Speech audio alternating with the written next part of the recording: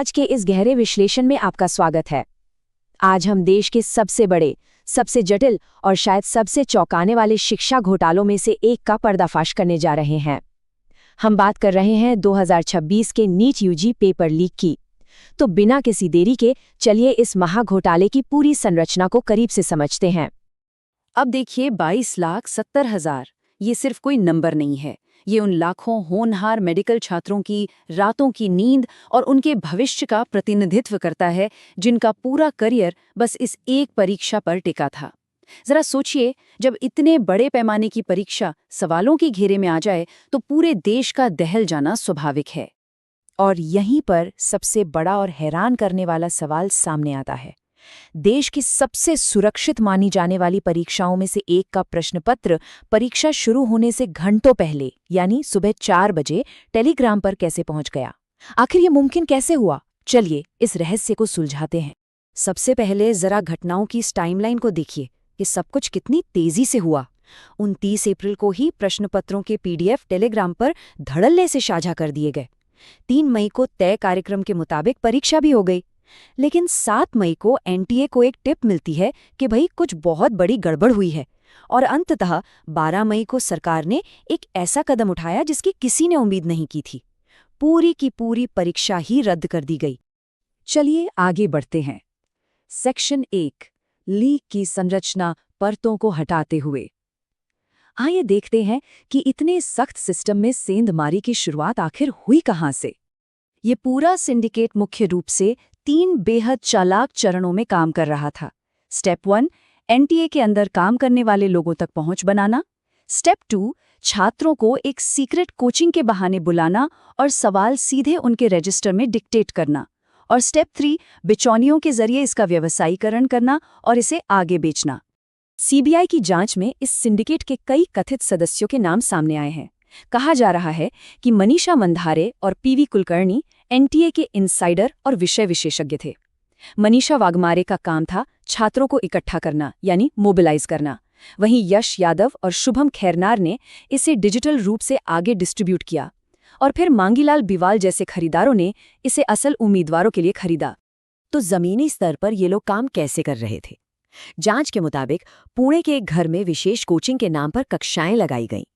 अब क्योंकि प्रिंट करने से कोई सुराग छूट सकता था, इसलिए प्रिंटेड प्रतियों का इस्तेमाल बिल्कुल नहीं हुआ। इसकी जगह कथित तौर पर बॉटनी और जूलॉजी के सवाल सीधे छात्रों के नोटबुक में बोल बोल कर लिखवाए गए, बिल्कुल किसी आम क्लास की तरह।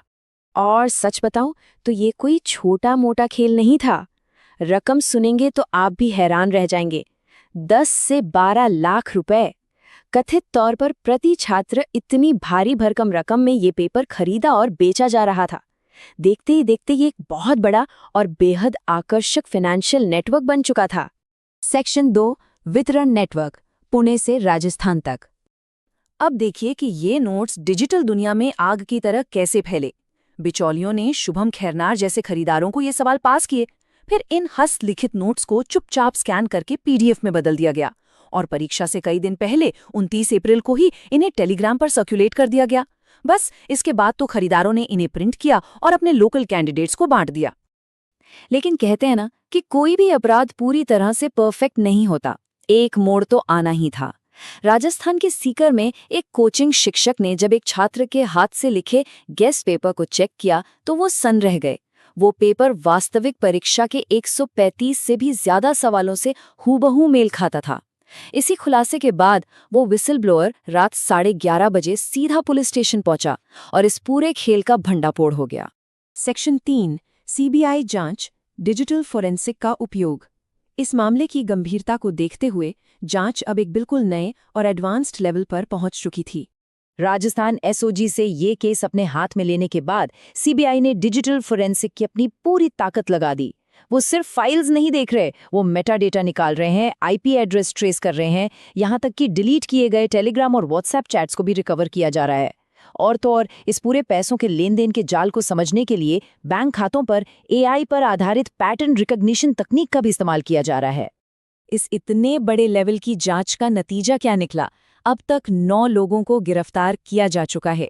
दिल्ली, जयपुर, गुरुग्राम और पुणे जैसे शहरों से ये गिरफ्तारियां हुई हैं और इस पूरे नेटवर्क के मुख्य मास्टरमाइंड्स को पकड़ने के लिए छापेमारी अभी भी लगातार जारी है।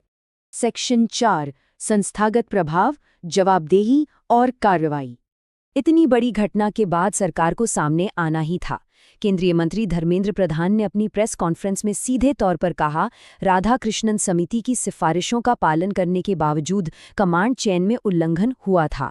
हम इसे स्वीकार करते हैं और इसे सुधारने की जिम्मेदारी लेते हैं। यानी सरकार ने माना कि सिस्टम में कहीं न कहीं बड़ी चूक हुई है। लेकिन जाहिर है, सिर्फ गलती मान लेने से गुस्सा शांत नहीं होता। यूनाइटेड डॉक्टर्स फ्रंट या यूडीएफ ने सीधे सुप्रीम कोर्ट का दरवाज़ा खटखटाया। उन्होंने एक याचिका दायर की जिसमें साफ तौर पर मांग की गई कि एनटीए को उसके वर्तमान स्वरूप में तत्काल भंग किया जाए और पूरी परीक्षा प्रणाली में बड़े स्तर पर संरचनात्मक सुधार किए जाएं। अब इस याचिका का मुख्य कानूनी तर्क क्या है, ये समझना बहुत ज़रूरी है। वो तर्क है जवाबदेही का अभाव या अकाउंटेबिलिटी वैक्यूम।